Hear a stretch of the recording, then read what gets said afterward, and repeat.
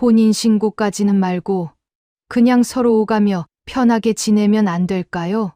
그 말을 꺼냈을 때 저는 진심이었습니다. 남편을 먼저 보내고 혼자 버틴 세월이 길었습니다. 자식들은 제각기 살림에 바빴고 저는 그게 당연한 줄 알고 살았습니다. 누군가의 아내가 다시 되고 싶었던 건 아니었습니다. 그저 저녁 식탁 맞은편에 사람 하나 있으면 좋겠다고 딱 그 정도만 바랐습니다. 그런데 그 사람은 달랐습니다. 자꾸 정식으로 이름을 올리자고 했고 저도 결국 혼인신고를 했습니다. 처음엔 그게 잘한 선택인 줄 알았습니다. 하지만 8개월 뒤 제가 지켜온 삶이 흔들리기 시작했습니다. 그 사람은 왜 그렇게 재혼을 서둘렀던 걸까요? 이 이야기는 바로 그날부터 시작됩니다. 시작 전 구독과 좋아요로 함께 해주시고 어느 지역에서 듣고 계신지 댓글로 한 번씩만 남겨주세요. 그곳에 행복이 닿길 바라겠습니다.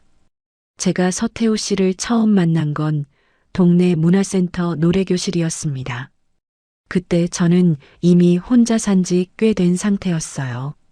남편이 먼저 세상을 뜬 뒤 저는 제 명의로 된 작은 상가 하나에서 들어오는 월세로 생활을 꾸리고 있었습니다. 상가라고 해봤자 대단한 게 아니에요. 남편이 살아있을 때 둘이서 허리띠 졸라매고 장만한 작은 건물 한 켠이었습니다. 그게 전부였고 저는 그걸로 충분했습니다. 자식들 손 벌리는 건 죽어도 싫었고 그렇다고 사람들 틈에 활발하게 나다니는 성격도 못 됐습니다. 그냥 조용히 아프지 말고 자식들한테 짐 되지 말고 살자는 게 그 시절 제 유일한 목표였습니다. 그러다 딸아이가 억지로 등록시켜준 게 그 노래교실이었어요. 집에만 있으면 우울해진다고 무조건 나가라고 등을 떠밀었지요. 저는 못 이기는 척 나갔는데 솔직히 말하면 처음엔 그냥 앉아서 1시간 때우고 오는 게 전부였습니다. 노래가 좋아서 간 게 아니었거든요. 그냥 바람이나 쐬자 그 정도였습니다. 그런데 서태후 씨가 거기 있었습니다. 눈에 띄는 사람은 아니었어요. 키가 크지도 목소리가 특별히 좋지도 않았습니다. 그런데 묘하게 눈에 들어오는 구석이 있었습니다. 수업이 끝나고 나면 늘 혼자 남아 의자를 정리하고 강사한테도 꾸벅 인사를 하고 나서야 자리를 떴거든요. 다른 수강생들은 수업 끝나면 3, 4, 5 모여서 수다를 떨거나 먼저 나가기 바쁜데 그 사람만 혼자 의자를 제자리에 밀어넣고 있었습니다. 작은 행동이었는데 오래 혼자 살다 보니까 그런 게 오히려 더 선명하게 보이더라고요. 사람을 오래 보면 큰 것보다 작은 것이 먼저 들어옵니다. 그 사람은 도시락을 늘 2개씩 싸왔습니다. 처음엔 그냥 식성이 좋은 사람인가 했어요. 아니면 아침에 싸다 보니 넉넉하게 만든 건가 싶기도 했고요. 그런데 어느 날 수업 끝나고 제가 가방을 챙기는데 그 사람이 슬쩍 다가와서 하나를 내밀었습니다.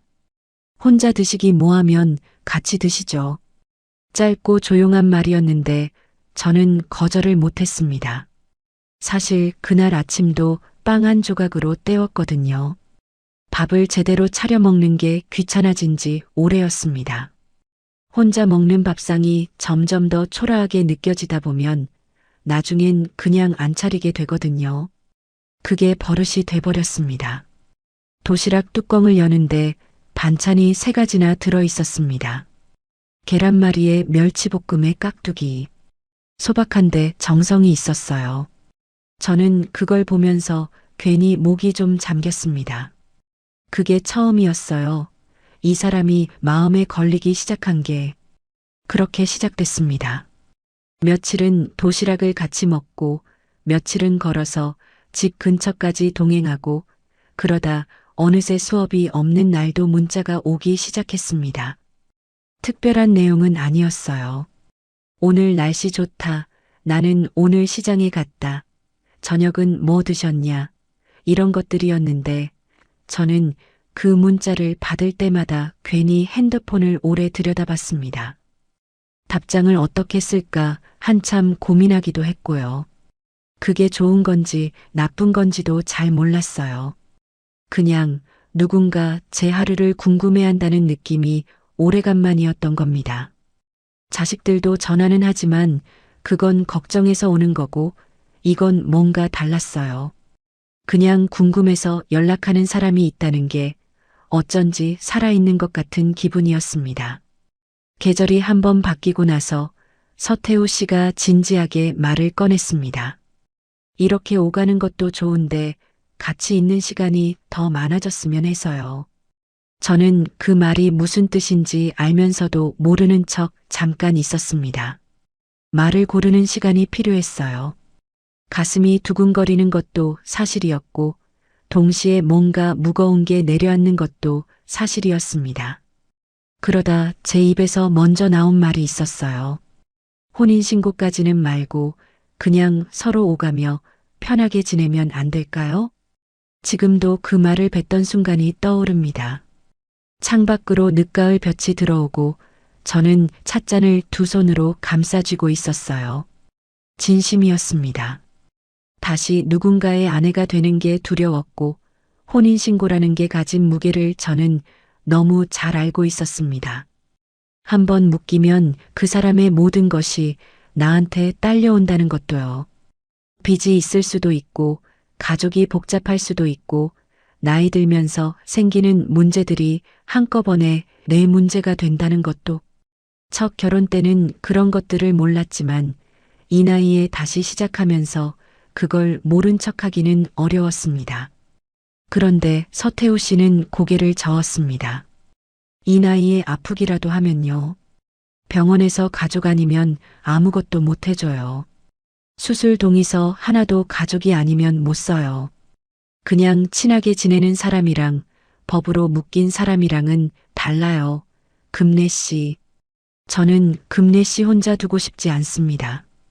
그 말이 마음에 걸렸습니다. 틀린 말이 아니었거든요.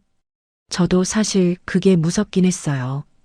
밤에 갑자기 몸이 안 좋아지면 누굴 불러야 하나 싶던 적이 한두 번이 아니었으니까요. 한 번은 새벽에 혼자 가슴이 답답해서 식은땀을 흘린 적이 있었는데 그냥 참고 날이 밝기를 기다린 적도 있었습니다. 딸한테 전화하면 한달음에 달려오겠지만 그의 얼굴에 걱정 그늘지는 꼴을 보는 것도 저는 싫었습니다. 아이들한테 짐이 되고 싶지 않다는 마음이 얼마나 깊었던지 저는 그냥 혼자 버티는 게 익숙해진 사람이었습니다. 서태우 씨의 말은 정확하게 그 약한 부분을 건드렸습니다. 저는 며칠을 생각했습니다. 잠도 잘 못 잤어요. 이러면 안 된다는 생각과 이 사람이 곁에 있으면 좀 낫겠다는 생각이 번갈아 가며 올라왔습니다. 딸한테도 말은 못했어요. 어떻게 말을 꺼내야 할지도 몰랐고 아직 확신이 없는 일을 먼저 꺼냈다가 아이가 반대라도 하면 더 흔들릴 것 같았습니다. 그렇게 결국 했습니다. 구청에서 혼인신고 접수증을 받아들고 나오던 날 바람이 꽤 쌀쌀했습니다. 서태우 씨는 제 손을 꼭 잡고 잘하셨어요 라고 했는데 저는 그 말이 따뜻하게 들리면서도 어딘가 이상하게 느껴지기도 했습니다. 잘했다는 게 저한테 하는 말인지 자기한테 하는 말인지 그때는 구분을 못했어요. 그냥 손이 따뜻해서 잡혀 있었습니다. 접수증을 가방에 넣으면서 저는 생각했습니다. 이제 혼자가 아니구나. 그게 다였어요. 거창한 설렘 같은 건 없었고 그냥 이제 밥상 맞은편에 사람이 있겠구나 싶은 소박한 안도였습니다. 그런데 지금 다시 그날을 되짚어보면 이상한 게 있습니다. 혼인신고를 하러 가기 전날 저녁 서태우 씨가 식사 중에 불쑥 물었습니다. 금래 씨 상가 세입자랑 계약은 언제까지예요? 저는 별 생각 없이 대답했습니다. 재계약이 몇 달 남지 않았다고 곧 다시 조율해야 한다고. 그 사람이 살뜰하게 챙겨서 묻는 줄 알았거든요. 재혼을 앞두고 서로 형편을 파악하는 건 당연한 거라고 생각했습니다. 그런데 돌아보면 그게 처음이 아니었습니다. 만나는 내내 서태우 씨는 자기 집 형편보다 제 쪽 사정을 더 자주, 더 자세히 물었어요. 월세가 얼마인지, 세입자는 잘 내는지, 관리비 처리는 어떻게 하는지, 건물 등기는 제 단독 명의인지, 그때는 하나하나를 따로따로 들었습니다. 그냥 대화 중에 나온 이야기들로 받아들였지요. 그런데 그것들을 한 줄로 이어놓고 보면 그 사람이 저에 대해 궁금했던 건 제가 어떤 사람인가가 아니라 제 명의로 된 게 무엇인가였습니다. 그날 저녁 식탁을 치우면서 저는 그냥 그릇을 닦았습니다. 아무것도 몰랐거든요. 아직은요. 그리고 혼인신고 당일 저녁 서태우 씨는 부엌에 있는 저를 두고 거실에서 전화를 했습니다. 동생 서미경 씨한테요. 목소리가 낮게 들렸고 통화는 짧았습니다. 오늘 했어. 응, 다 됐어. 그게 전부였어요. 기뻐서 알리는 것 치고는 너무 짧고 건조했습니다. 하지만 저는 그냥 남매 사이가 좀 그런가 보다 싶었습니다. 그렇게 넘겼습니다. 지금 생각하면 넘기지 말았어야 했습니다. 그 짧은 통화 한마디가 사실은 이미 무언가가 다 짜여 있었다는 신호였다는 걸 저는 한참 뒤에야 알았습니다. 그 사람은 왜 제 생활 기반부터 그렇게 자세히 물었을까요? 재혼하고 나서 저는 제가 살던 빌라는 그대로 뒀습니다. 딸아이가 그러더라고요. 엄마, 그 집은 절대 빼지 마. 짧게 한 말이었지만 단호했습니다. 저도 사실 그럴 생각이었어요. 남편이랑 같이 살던 곳이기도 했고 제 이름으로 된 공간이 하나라도 남아있어야 마음이 놓일 것 같았습니다. 그래서 서태우 씨 집으로 살림을 옮기면서도 빌라는 비워둔 채로 뒀습니다. 관리비만 꼬박꼬박 내면서요. 서태우 씨 집은 아파트였습니다. 크지는 않았지만 깔끔했어요. 햇볕이 잘 들었고 베란다에서 산이 조금 보였습니다. 저는 처음 며칠은 남의 집에 온 것처럼 조심스러웠습니다. 컵 하나를 꺼내도 괜히 눈치가 보이고 냉장고를 열어도 어디까지 손을 대도 되는 건지 모르겠더라고요. 그게 이상한 일은 아니에요. 오래 혼자 살던 사람이 다시 누군가와 한 공간에 사는 건 아무리 잘 맞는 사람이어도 시간이 필요한 법이니까요. 그런데 서태우 씨는 그런 저를 편하게 해주려고 애를 많이 썼습니다. 처음 일주일은 매일 아침을 직접 차렸어요. 제가 부엌에 들어가려 하면 오히려 말렸습니다. 금래 씨는 그냥 앉아 계세요. 제가 할게요. 그 말이 어쩐지 좋았습니다.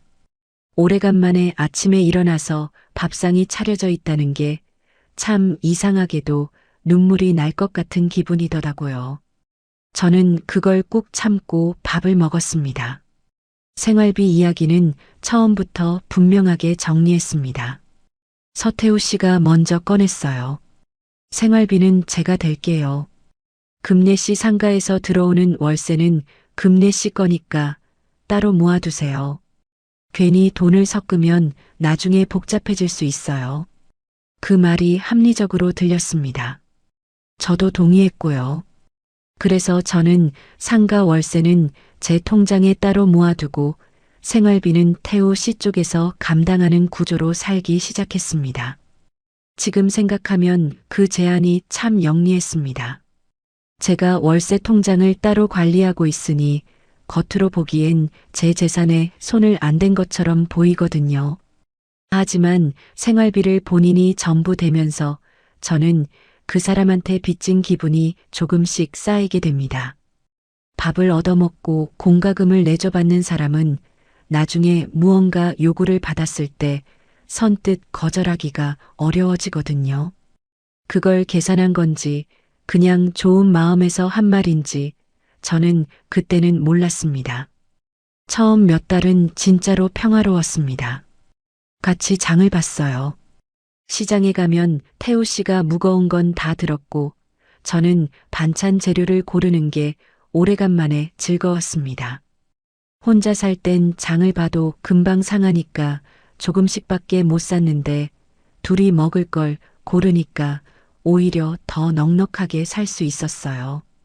저녁마다 나란히 앉아서 텔레비전을 봤고 재미있는 장면에서는 같이 웃기도 했습니다. 별것 아닌 일상인데 그게 그렇게 오래간만이었던 겁니다. 밥 먹고 웃고 잠들기 전에 따뜻한 물 한 잔 마시고 그런 것들이요. 저는 그때 진심으로 잘했다고 생각했습니다. 그런데 2달쯤 지났을 무렵이었어요.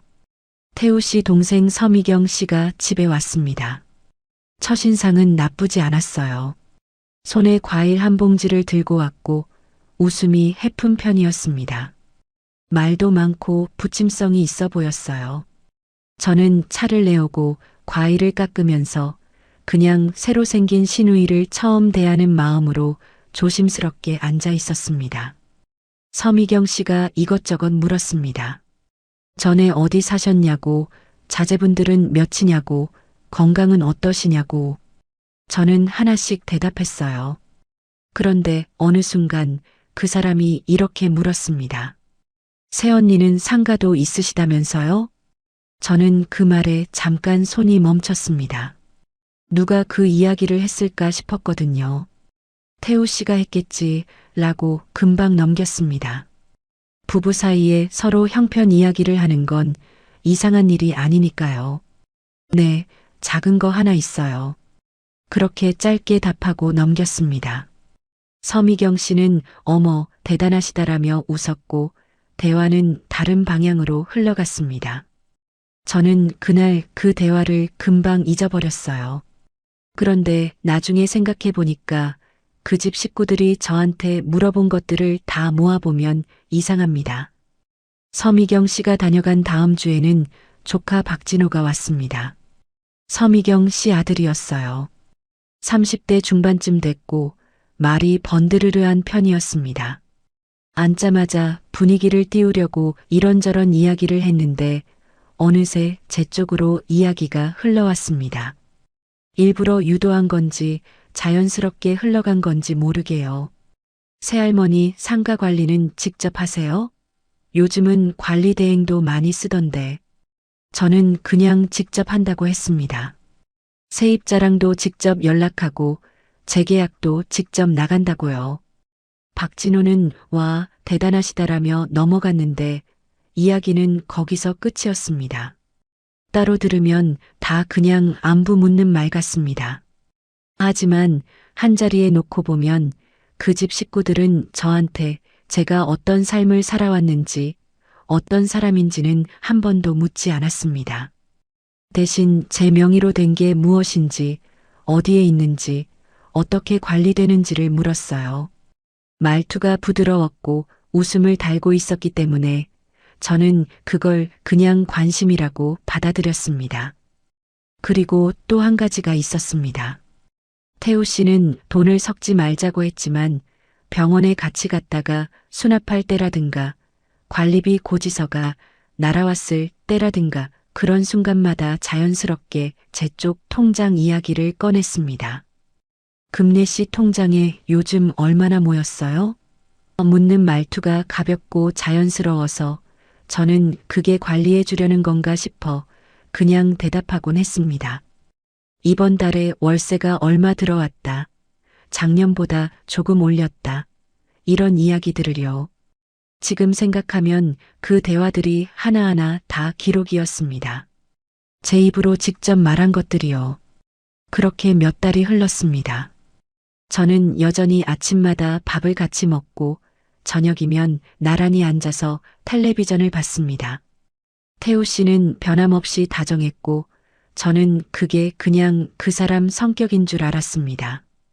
잘한 선택이라고 다시 한번 속으로 다짐하기도 했어요. 그런데 어느 날 밤 잠이 오지 않아서 물 한 잔 마시러 부엌에 나갔다가 거실 쪽에서 낮게 들리는 태우 씨 목소리를 들었습니다. 늦은 시간에 전화를 하고 있었어요. 무슨 말인지는 잘 안 들렸는데 딱 한마디만 들렸습니다. 걱정 마. 아직 시간 있어. 저는 부엌에서 물을 따르며 그냥 넘겼습니다. 무슨 걱정인지 무슨 시간인지 몰랐으니까요. 그때는 그게 저와 관련된 말이라고는 생각도 못했습니다. 나중에 생각하면 그 말도 이미 신호였습니다. 그들은 왜 제 이름으로 된 것들부터 확인하려 했을까요? 재혼하고 8달째 되던 달이었습니다. 그 무렵 저는 제법 익숙해져 있었어요. 태우 씨 집 부엌 어디에 뭐가 있는지도 알게 됐고 아침에 일어나면 제가 먼저 밥을 안 치는 날도 생겼습니다.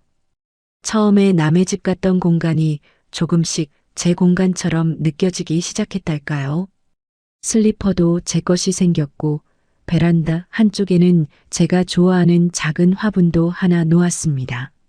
소소한 것들이었지만 저는 그런 것들이 쌓이면서 여기가 내 집이 되어가는구나 싶었어요.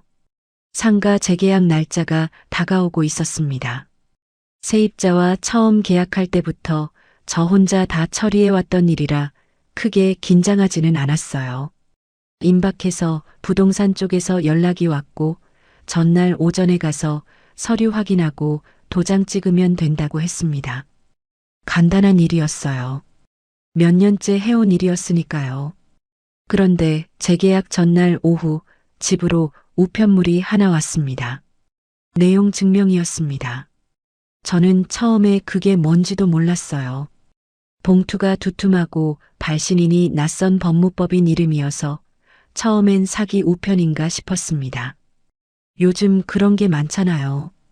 그래서 봉투를 뜯으면서도 반쯤은 흘려볼 생각이었는데 안에 든 서류를 펼치는 순간 손이 멈췄습니다. 서태우 씨 이름이 맨 위에 박혀 있었습니다.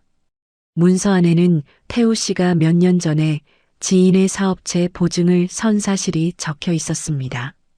그 지인의 사업이 어그러지면서 연대보증인인 태우 씨한테까지 채무 책임이 넘어왔고 일부는 변제가 됐지만 아직 정리되지 않은 금액이 남아있다는 내용이었습니다. 변제 합의 날짜까지 구체적으로 적혀 있었고 오래된 태우 씨 주소도 나와 있었습니다. 저는 한참을 그 서류를 들고 서 있었습니다. 손이 떨렸어요. 그런데 떨린 게 무서워서가 아니라 이게 진짜인지 가짜인지를 판단하려고 눈을 부릅뜨고 읽다 보니까 그랬던 것 같습니다. 숨을 고르고 다시 처음부터 읽었습니다. 읽으면 읽을수록 이게 그냥 만들어낸 문서가 아니라는 게 느껴졌어요. 세부 내용이 너무 구체적이었습니다. 태우 씨는 그때 외출 중이었습니다. 저는 거실 소파에 앉아서 그가 돌아오기를 기다렸어요. 서류를 무릎 위에 올려놓고 어떻게 말을 꺼내야 할지 머릿속으로 계속 정리를 했습니다. 화를 내야 하는 건지, 일단 설명을 들어야 하는 건지 잘 몰랐습니다. 아직 아무것도 확인된 게 없었으니까요. 태우 씨가 들어오자마자 저는 서류를 내밀었습니다. 그는 서류를 받아들고 잠깐 보더니 이렇게 말했습니다. 아, 이거요. 별일 아니에요. 거의 다 정리된 일인데 서류가 늦게 온 모양이에요. 목소리가 너무 태연했습니다. 저는 그 태연함이 오히려 이상했어요. 연대보증에 채무가 남아있다는 내용 증명을 받아들고 거의 다 된 일이라고 웃으며 넘길 수 있는 사람이 몇이나 될까요? 저는 그게 낯설었습니다. 얼마나 남았어요? 제가 물었어요.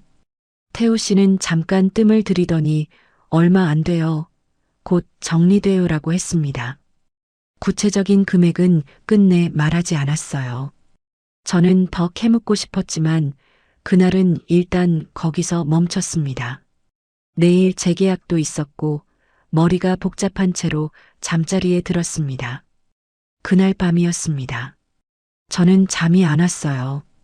뒤척이다가 물 마시러 일어났는데 충전 중이던 태우 씨 핸드폰에 화면이 켜져 있었습니다.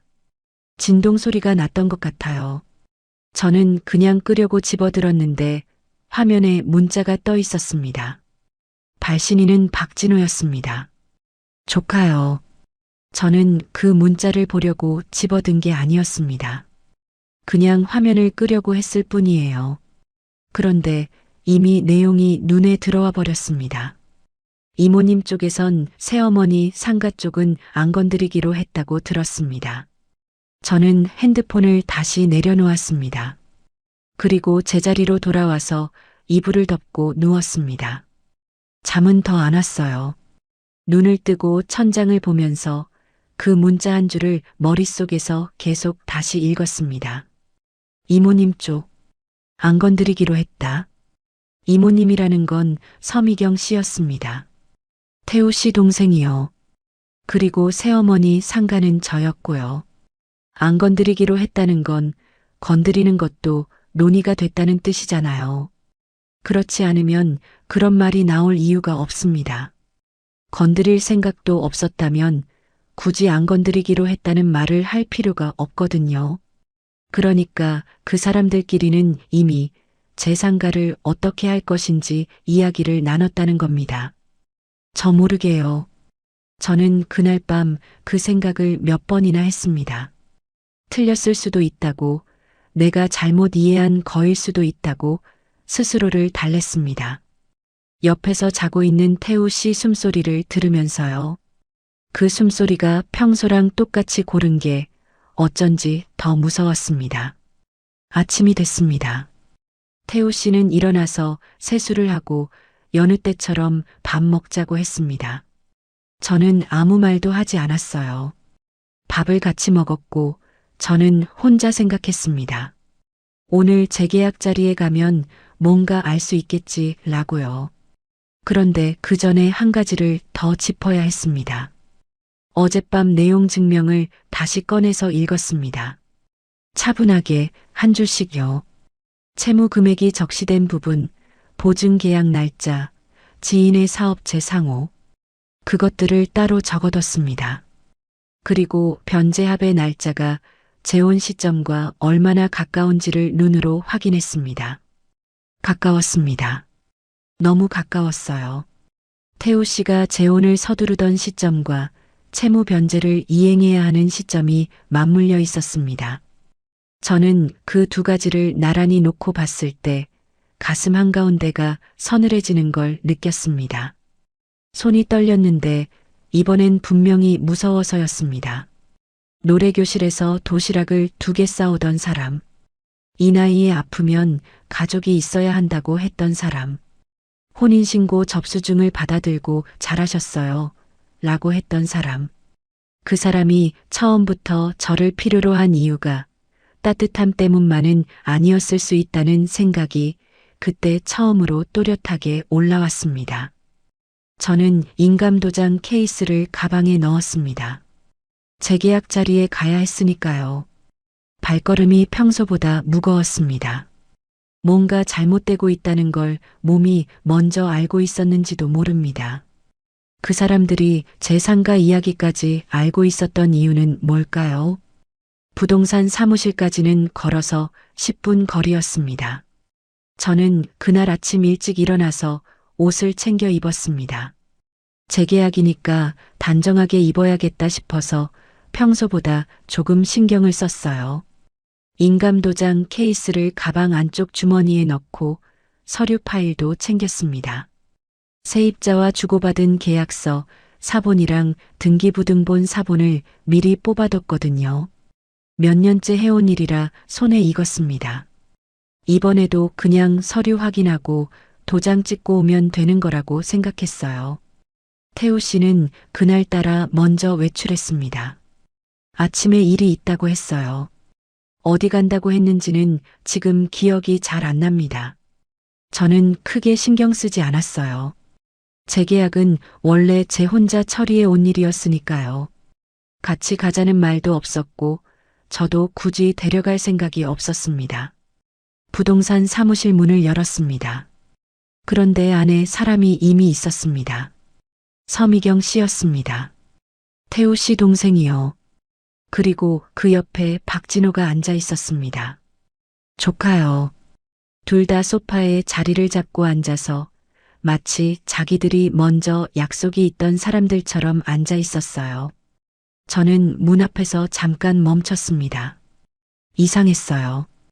부동산 재계약 자리에 세입자도 아니고 제 가족도 아닌 그 사람들이 왜 먼저 와 있는 건지 그게 한 번에 이해가 되지 않았습니다. 잘못 온 건가, 날짜가 다른 건가 싶어서 파일을 꺼내 확인하려는 순간 서미경 씨가 먼저 일어났습니다. 어머, 새언니 오셨어요. 어서 오세요. 웃는 얼굴이었습니다. 환하게 웃으면서 저를 반겼는데 그 웃음이 어쩐지 저를 더 불편하게 만들었어요. 반가운 웃음이 아니었습니다. 뭔가를 다 알고 있는 사람의 여유 같은 게 그 웃음 안에 있었어요. 저는 자리에 앉았습니다. 부동산 사장님은 저를 보면서 좀 난처한 표정을 지었습니다. 어색하게 웃으며 차를 내오겠다고 자리를 피했어요. 저는 그 표정이 마음에 걸렸습니다. 사장님이 뭔가 알고 있다는 느낌이었거든요. 저는 아직 모르는 뭔가를요. 서미경 씨가 먼저 입을 열었습니다. 새언니도 이제 가족이잖아요. 정리할 건 같이 정리해야죠. 저는 그 말을 들으면서 가방을 무릎 위에 올려놓았습니다. 뭘 정리한다는 건지, 누가 뭘 정리한다는 건지 바로 이해가 안 됐어요. 그래서 그냥 조용히 다음 말을 기다렸습니다. 박진호가 끼어들었습니다. 저희 외삼촌이 오래된 보증건이 하나 있잖아요. 그게 이제 마무리가 돼야 하는 시점인데 재혼도 하셨으니까 새할머니 쪽이랑 좀 같이 정리하면 어떨까 해서요. 저는 그 말을 들으면서 가슴 한복판이 서늘해졌습니다.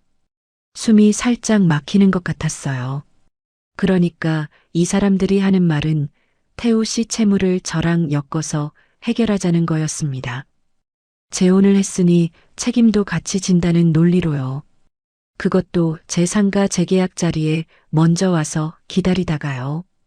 저는 입을 열려고 했습니다. 그런데 그보다 먼저 부동산 사장님이 돌아왔습니다. 차를 내오면서 조심스럽게 말했어요. 저도 좀 당황스러운데요. 오늘 재계약건 외에 보증금 관련해서 확인이 필요하다고 먼저 오신 분들이 말씀하셔서요. 그 말을 듣는 순간 저는 상황이 어떻게 짜인 건지를 알았습니다. 이 사람들은 미리 와서 부동산 사장님한테 이야기를 해뒀던 겁니다. 태우 씨 채무 문제와 제 상가 보증금을 같은 흐름으로 엮어서 설명했겠지요. 재혼한 사이니까 재산도 같이 봐야 한다는 식으로요. 그러니까 사장님 입장에서는 계약 전에 이걸 짚고 넘어가야 하는 상황이 돼버린 겁니다. 저는 손이 떨렸지만 가방을 꼭 쥐었습니다. 박진호가 다시 말했습니다. 재혼하셨으면 책임도 같이 지시는 거 아닌가요? 외삼촌 혼자 감당하라고 두실 건 아니잖아요.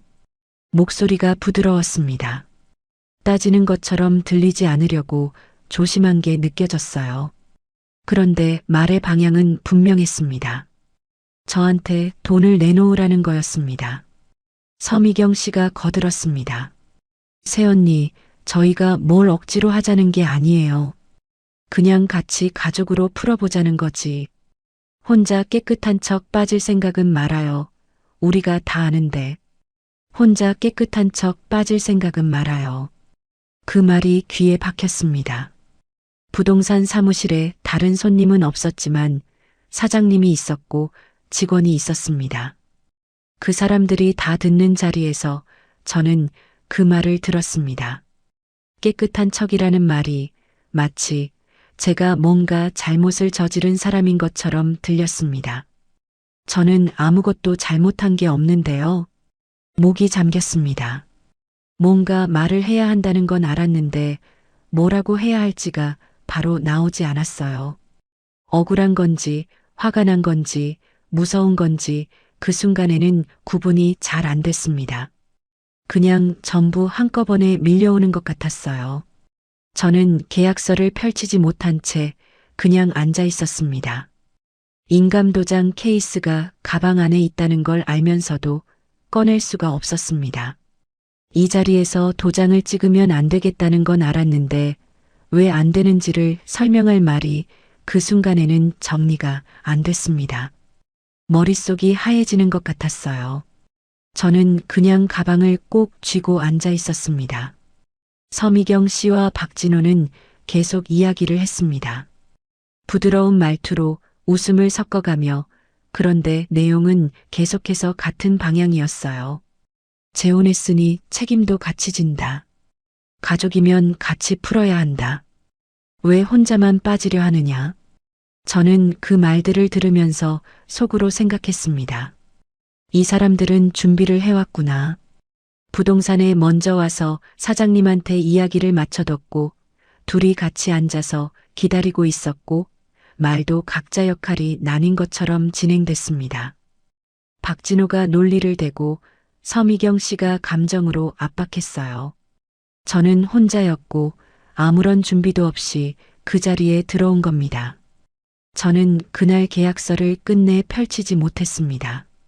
재계약은 다음에 다시 하겠다고 사장님한테 짧게 말하고 자리에서 일어났습니다. 서미경 씨가 뭔가 더 말했지만 저는 듣지 않았어요. 아니, 들렸지만 담지 않았습니다. 그 자리에 오래 있으면 안 되겠다는 생각뿐이었습니다. 문을 열고 나오면서 찬바람이 얼굴에 닿았습니다. 걸으면서 손이 아직도 떨렸어요. 가방 안에 있는 인감도장 케이스를 손가락으로 느끼면서 저는 생각했습니다. 저 사람들이 오늘 원한 게 뭔지를요. 이 도장이었구나. 이게 찍히면 뭔가가 넘어가게 되는 거였구나. 그리고 한 가지가 더 떠올랐습니다. 태우 씨가 오늘 아침 일찍 외출했다는 것. 재계약 날짜를 알고 있었을 텐데 같이 가자는 말도 없었고 오늘 어디 간다는 말도 흘리듯 했다는 것. 그 사람이 모르고 있었을 리 없었습니다. 그들은 왜 제가 모르는 자리에서 이미 이야기를 맞춰두고 있었을까요? 집으로 돌아오는 길이 평소보다 훨씬 길게 느껴졌습니다. 부동산 사무실 문을 열고 나오면서 찬바람이 얼굴을 때렸는데 그 순간에는 춥다는 느낌도 잘 안 왔어요. 몸이 어딘가 멀리 있는 것 같았습니다. 발이 땅에 닿는 감각이 희미했고 골목을 지나고 횡단보도를 건너는 동안 무슨 생각을 했는지 지금도 선명하지 않아요. 머릿속이 가득 찬 것 같으면서도 동시에 텅 빈 것 같은 그 이상한 상태. 한 번이라도 제대로 배신을 당해본 사람은 아마 그 기분을 알 겁니다. 화가 올라오기 전에 먼저 오는 그 멍함이요. 아파트 엘리베이터 버튼을 누르면서 저는 결심을 했습니다. 오늘은 그냥 넘어가지 않겠다고요. 모른 척 밥 먹고 텔레비전 보고 잠들지 않겠다고요.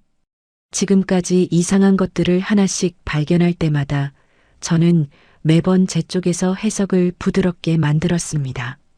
살뜰한 관심이겠거니, 남매 사이가 좀 건조한 거겠거니, 별일 아니겠거니. 그런데 오늘 부동산 자리에서 제가 본 건 더 이상 부드럽게 해석할 수 없는 것이었습니다. 그 사람들은 준비를 해왔고 저는 혼자 그 자리에 들어간 거였으니까요. 태우 씨는 집에 있었습니다. 거실 소파에 앉아서 텔레비전을 보고 있었어요. 제가 들어오는 소리를 듣고 고개를 돌렸는데 표정이 평소랑 다를 게 없었습니다. 그 평온함이 그 순간엔 낯설었어요. 오늘 무슨 일이 있었는지 모르는 사람 같은 얼굴이었는데 저는 그게 진짜 모르는 건지 아닌지를 이미 의심하고 있었습니다. 저는 가방을 내려놓고 맞은편에 앉았습니다. 리모컨을 집어서 텔레비전을 껐어요. 태우 씨가 뭔가 말하려는 것 같았지만 저는 먼저 입을 열었습니다. 오늘 부동산에 동생이랑 박진호가 먼저 와 있었어요. 짧게 말했습니다. 태우 씨 표정이 미세하게 굳는 게 보였어요. 눈이 잠깐 흔들렸다가 다시 가라앉았습니다. 그 짧은 변화가 저한테는 답이었습니다.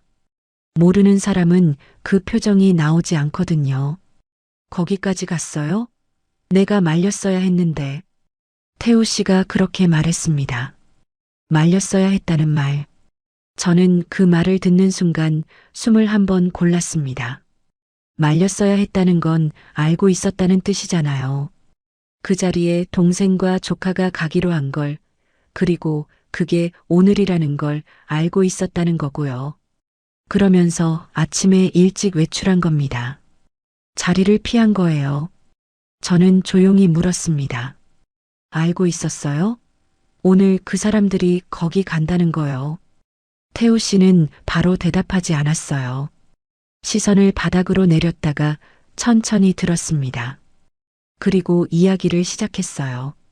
오래전에 친척 부탁을 거절하지 못해서 보증을 섰다고 했습니다. 그 친척이 사업을 시작하면서 잠깐만 이름을 빌려달라고 했고 별일 없을 거라고 했다고요.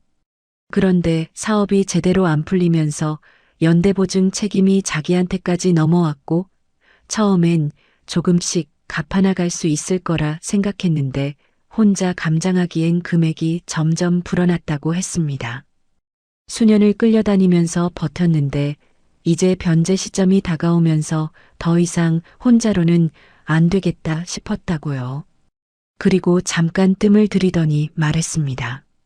금례 씨랑 재혼하면 생활이 안정이 되면 시간을 좀 벌 수 있을 것 같았어요.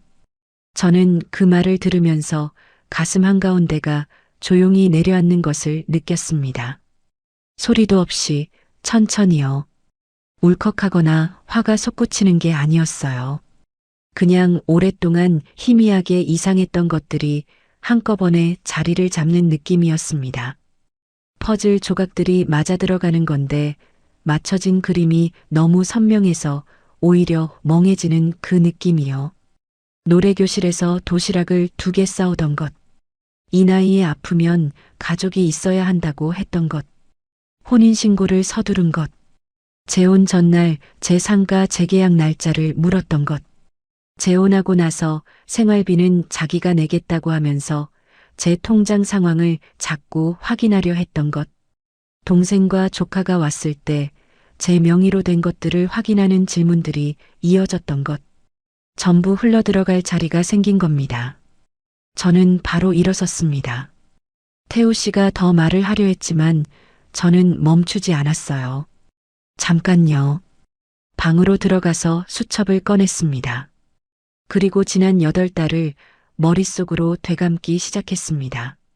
월세는 언제 들어왔는지, 내가 쓴 돈은 어디서 나갔는지, 태우 씨 쪽 돈과 내 돈이 섞인 적이 한 번이라도 있는지, 기억을 최대한 끌어모아서 적어 내려갔습니다.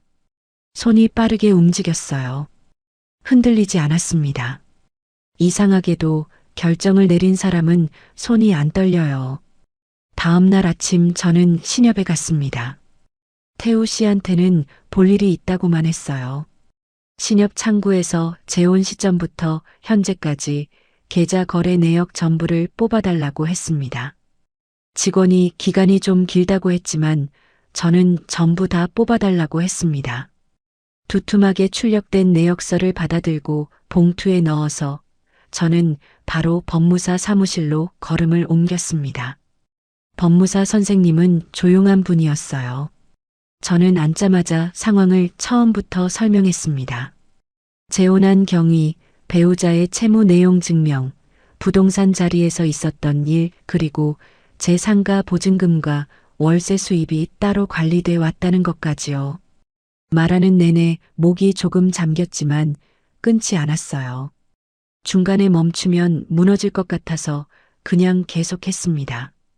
법무사 선생님이 내역서를 꼼꼼히 들여다보더니 천천히 말했습니다. 다행히 계좌가 완전히 분리돼 있네요. 상가 월세 수입은 재혼 전부터 관리해온 고유재산이고 생활비 명목으로 이쪽에서 저쪽으로 이체된 내역이 없어요. 배우자의 채무가 이쪽으로 넘어올 법적 근거가 없습니다. 상대방 가족이 압박을 준 건 사실상 근거 없는 겁박이에요. 저는 그 말을 듣는 순간 손에서 힘이 빠지는 걸 느꼈습니다. 긴장이 풀리는 게 아니라 오랫동안 버티고 있던 무언가가 잠깐 아래로 내려앉는 것 같았어요. 괜찮다는 말을 누군가한테서 듣는 게 얼마만인지 몰랐습니다. 법무사 선생님이 한 가지를 더 말했습니다. 배우자 측이나 가족 측에서 주고받은 문자나 연락 내역이 남아있으면 확보해 두세요. 나중에 필요할 수 있어요. 저는 알겠다고 하고 사무실을 나왔습니다. 집으로 돌아오니 태우 씨가 있었습니다. 저를 보는 눈빛이 어제와 달랐어요. 미안함인지 두려움인지 섞인 얼굴로 저를 봤는데 저는 그 얼굴을 오래 보지 않았습니다. 소파 위에 놓인 태우 씨 핸드폰을 집어들었어요. 태우 씨가 말했습니다. 금례 씨, 잠깐만요. 저는 멈추지 않았습니다. 박진호한테서 온 문자를 찾았습니다. 그날 밤 제가 봤던 그 문자요. 이모님 쪽에선 새어머니 상가 쪽은 안 건드리기로 했다는 그 문자가 아직 남아 있었습니다. 저는 제 핸드폰으로 화면을 찍었어요. 태우 씨가 이름을 불렀지만 저는 계속했습니다. 그리고 거기서 하나를 더 봤습니다. 태우 씨가 서미경 씨한테 보낸 문자였어요. 날짜는 재혼 초기였고 내용은 짧았습니다. 금례 씨 재산엔 손대지 말라고 했잖아. 저는 그 문자를 보면서 잠깐 그 자리에 서 있었습니다. 이 문자는 두 가지를 동시에 말하고 있었어요. 태우 씨가 동생 측에 제 재산을 건드리지 말라고 선을 그었다는 것. 그리고 그 선을 그어야 할 상황이 이미 있었다는 것. 서미경 씨 측에서 제 재산을 어떻게 해보려는 이야기가 먼저 나왔고 태우 씨는 그걸 알면서 저한테는 한마디도 하지 않았다는 겁니다. 손대지 말라고 했다는 건 손을 대려 한 사람이 있었다는 거잖아요. 그리고 그걸 알면서 재혼 생활을 계속했다는 건 태우 씨가 그 상황의 한가운데 있으면서 저한테만 숨겼다는 겁니다. 채무가 있다는 사실보다 그 사실을 처음부터 끝까지 감춘 마음이 저는 더 무거웠습니다. 저는 그 문자도 찍었습니다. 태우 씨가 제 손목을 잡았어요. 금례 씨 하고 낮게 불렀습니다. 저는 손목을 천천히 빼고 돌아봤습니다. 그 사람 얼굴에 많은 것들이 있었어요. 미안함, 두려움, 그리고 아직도 무언가를 붙잡으려는 것 같은 눈빛. 저는 그것들을 하나하나 읽으려 하지 않았습니다. 더 이상 그 얼굴을 해석하는데 제 에너지를 쓰고 싶지 않았어요. 이건 제가 알아서 할게요. 그 말만 하고 방으로 들어갔습니다. 문을 닫는 순간 등이 문에 닿았고 저는 그 자리에 잠깐 기댔습니다. 다리에 힘이 좀 빠졌어요. 눈을 감고 숨을 고르면서 저는 생각했습니다. 제가 지난 8달 동안 그 자리에서 버티고 있었던 이유가 뭔지를요. 외로움이 싫어서 시작한 일이었습니다. 밥상 맞은편에 사람 하나 있으면 좋겠다고 그게 전부라고 생각했었어요. 그런데 그 자리에서 제가 진짜 지키려 했던 건 사실 그 사람이 아니었습니다. 제가 평생 지켜온 것들이었어요. 남편이랑 허리띠 졸라매며 장만한 상가, 혼자 버티면서 꼬박꼬박 모은 월세, 아무한테도 손 벌리지 않겠다고 이를 악물며 지켜온 자존심. 그것들이 흔들리는 게 무서워서 버티고 있었던 겁니다. 그 결혼이 좋아서가 아니라 내 것을 내가 지켜야 한다는 그 마음으로요. 붙잡아야 할 건 그 결혼이 아니라 제 삶이었습니다. 저는 눈을 뜨고 수첩을 펼쳤습니다. 법무사 선생님한테 다음에 가져가야 할 것들을 정리하기 시작했어요. 손이 더 이상 떨리지 않았습니다. 오히려 또렷했어요. 결정을 내린 사람의 손은 이렇게 움직이는 거라고 그때 처음 알았습니다. 제가 지켜야 할 건 이 결혼이 아니라 제 삶이 아니었을까요? 법무사 선생님 사무실을 두 번째 찾아간 건 그로부터 며칠 뒤였습니다. 첫 번째 방문 때는 상황을 파악하는 데 집중했다면 두 번째에는 실제로 무엇을 어떻게 해야 하는지를 물어보러 갔습니다. 저는 그 사이에 제가 가진 것들을 전부 정리해 갔어요. 상가 등기부등본, 세입자와 맺은 계약서 사본, 재혼 전부터 관리해 온 통장 내역, 그리고 태우 씨 핸드폰에서 찍어둔 문자 사진들까지요. 가방이 묵직했습니다. 그 무게가 이상하게 든든했어요. 손에 쥔 게 있다는 것, 내가 지켜온 것들이 서류로 남아있다는 것이 그때는 그렇게 단단하게 느껴질 수가 없었습니다. 법무사 선생님은 서류들을 하나씩 살펴보면서 말했습니다. 상가는 재혼 전부터 단독 명의로 보유해온 고유 재산이고 월세 수입도 별도 계좌로 관리돼 왔어요. 혼인 중 공동으로 형성한 재산이 아니에요. 배우자 채무를 이 재산으로 변제해야 할 법적 의무가 없습니다. 저는 그 말을 들으면서 속으로 한 번 더 확인했습니다. 없다. 의무가 없다. 그 말을 제 안에 단단하게 박아 넣었어요. 그 사람 동생이랑 조카가 부동산에서 한 말들은요? 제가 물었습니다. 법무사 선생님은 잠깐 생각하더니 말했습니다. 재혼 배우자의 채무를 상대방이 함께 부담해야 한다는 법적 근거가 없어요. 그분들이 하신 말씀은 사실관계와 다른 압박이었던 거예요. 문자 내역도 있으니까 만약 앞으로 같은 방식으로 접근해 온다면 그때는 법적으로 대응하실 수 있습니다. 저는 고개를 끄덕였습니다. 목이 조금 잠겼지만 눈물은 나오지 않았어요. 울 자리가 아니라는 걸 알고 있었습니다. 지금 여기서 눈물이 나오면 안 된다고 집에 가서 울자고 그렇게 속으로 다독이면서 자리를 지켰습니다. 사무실을 나와서 저는 부동산으로 전화를 했습니다. 사장님이 전화를 받자마자 먼저 말했어요. 지난번에 분위기가 이상했다고 본인도 당황스러웠다고요. 저는 그 말에 잠깐 숨을 골랐습니다. 그래도 그분은 제 편이었구나 싶어서요. 재계약을 다시 진행하고 싶다고 했고 이번엔 세입자랑 저 단둘이 만나서 하고 싶다고 했습니다. 사장님은 알겠다고 했어요. 날짜를 다시 잡았습니다. 집으로 돌아오는 길에 딸한테 전화를 했습니다. 그동안 말을 못했어요. 재혼 소식도 뒤늦게 알렸는데 이 이야기까지 꺼내면 아이가 얼마나 속상해할지 싶어서 계속 미뤘거든요. 그런데 더 이상 혼자 감당하고 있을 수가 없었어요. 전화기 너머로 딸아이 목소리가 들리는 순간 저는 그냥 말했습니다. 다 얘기했어요. 처음부터 끝까지요. 딸아이는 한참 아무 말이 없었습니다. 그러다 이렇게 말했어요. 엄마, 그 집 나와. 지금 당장은 아니어도 돼. 근데 나와야 해. 짧은 말이었는데 저는 그 말에 한참 울었습니다. 전화기를 붙잡고 걸어가면서요. 지나가는 사람들이 있었는데 창피한 줄도 몰랐어요. 그냥 울었습니다. 오래간만에 누군가한테 기댔더니 이렇게 됐다고 왜 이렇게 됐을까 하는 마음이 한꺼번에 올라왔어요. 딸아이는 전화기 너머에서 아무 말 없이 기다려줬습니다. 그게 고마웠습니다. 집에 돌아오니 태우 씨가 있었습니다. 저를 보더니 자리에서 일어났어요. 표정이 조심스러웠습니다. 며칠 사이에 많이 가라앉은 것 같았어요.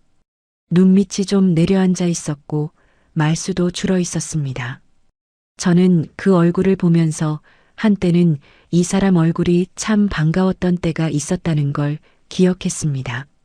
노래교실 끝나고 도시락을 내밀던 그 사람이랑 지금 이 사람이 같은 사람이라는 게 이상하게도 실감이 안 됐습니다. 태우 씨가 먼저 말을 꺼냈습니다. 금례 씨, 한 번만 이해해 줄 수 없어요? 내가 잘못했다는 거 알아요. 근데 나도 빠져나올 구멍이 없었어요. 금례 씨한테 손에 끼치려던 게 아니었어요. 진심이었어요. 그 마음만큼은요. 저는 그 말을 들으면서 잠깐 눈을 감았습니다. 진심이었다는 말. 그 마음만큼은이라는 말.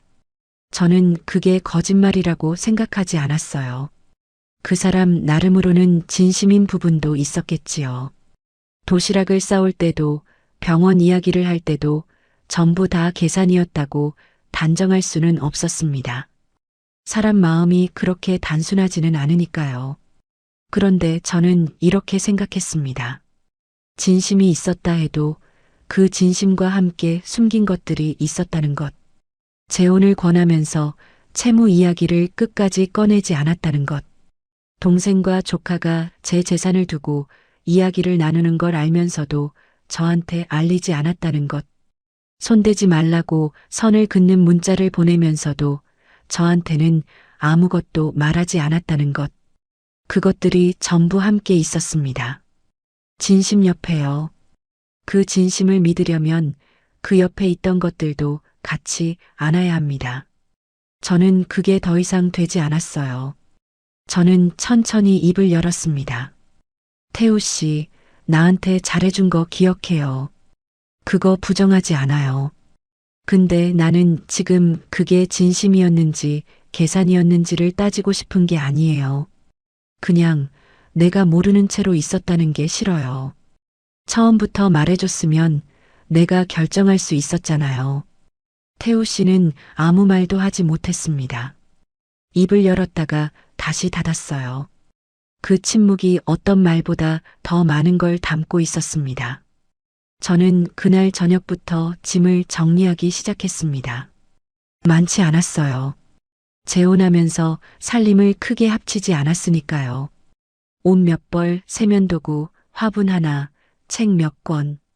베란다에 놓아뒀던 작은 화분을 집어들면서 저는 이걸 여기 놓은 게 얼마 됐다고 이렇게 정이 들었나 싶었습니다.